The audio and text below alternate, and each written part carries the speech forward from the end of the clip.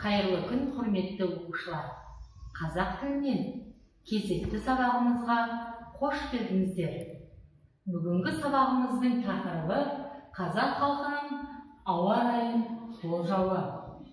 Оқушылар, бүгінгі сабақта мәтіндік және графиктік ақпаратты ажыратамыз. Ақпараттар бойынша өзіндік тұжырым жасаймыз. Оқушылар, экрандағы суреттер топтамасына назар аударайықшы. Суреттер топтамасына нені байқадық? Ойланып, ойымызбен бөлісейікші. Дұрыс айтасыңдар балалар. Экрандағы суреттер топтамасынан біз құстарды байқап тұрмыз. Ертелікте ата-бабаларымыз осы құстарға, жәндіктерге қарап, алдағы ауа райын болжап отырған. Мысалға, қарлығаш биіктей жоғары ұшса, күн райы жақсарады дейді. Ал тырналар келсе, күн жылынады деген белгіні білдіреді деп ата-бабаларымыз барлығын болжап кеткен екен. Оқушылар, оқудың тапсырмасына назар аударайық. Мәтінді мұқият тыңдайық. Халық ауа райын қалай болжаған? Жылан мезгілінде ұйықтамаса, күз ұзақ әрі жылы болады. Ордалы жылан құрт-құмырсқа топ-тобымен басқа жаққа көше бастаса, көп ұзамай жер сілкінеді. Болмаса, басқа бір табиғаттың тосын апаты болады. Ит ұлыса, жаманшылық немесе табиғат апатының белгісі. Аққу солтүстіктен оңтүстікке қарай кеш қайтса, күз әрі ұзақ, әрі жайлы болмақ. Мысық босағаны немесе ағаш тіреуді тырналап мазаланса, ауа райы қатты бұзылады, жел тұрады, немесе боран болады. Мұндайда үй иелері боран шақырып тұр деп мысықты зәбірлеп ұрысып жатады. Бұл дұрыс емес, ол боран шақырып тұрған жоқ, күн райының бұзылатынын хабарлап тұрғаны. Мысық керіліп ұйқыға берілсе, ұзақ уақыт бойы ауа райы қолайлы болады.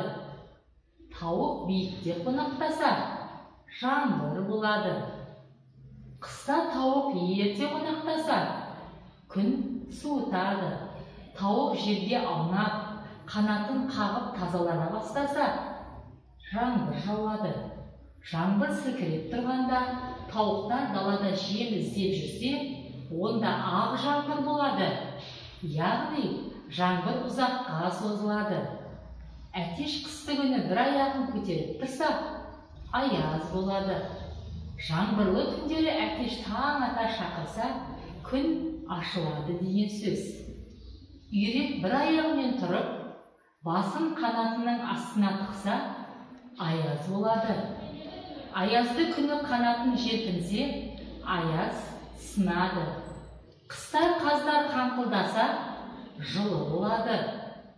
Аяқтарын бауырына тығып жатып алса, күн суытады, немесе боран болады.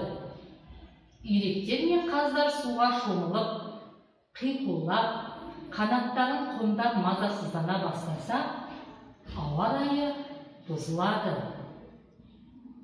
Қызылқаз былтырғы ұясын жөндемей жұмыртқаласа, жазда құрғақшылық болады.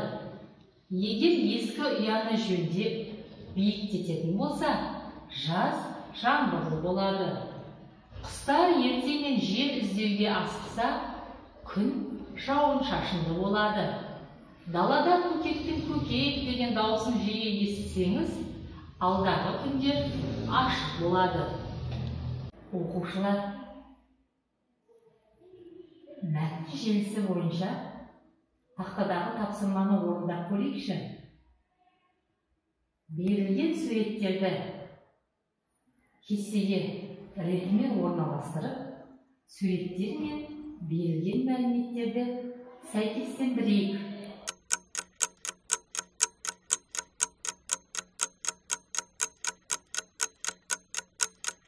Тапсырманы орындап болсақ, балалар, өз жауабыңызды экрандағы нұсқасымен салыстырып көрейік.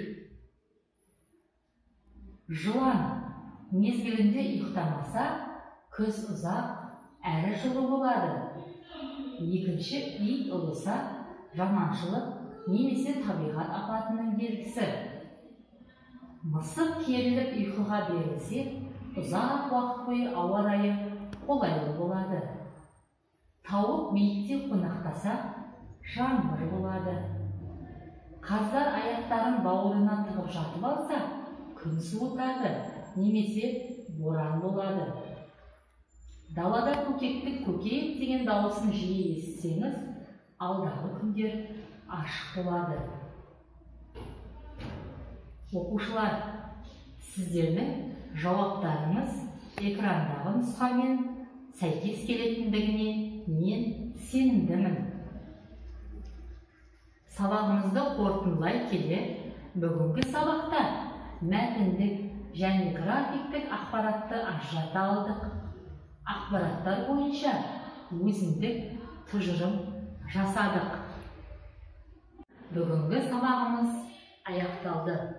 Келесі білім алаңында жүздескенше.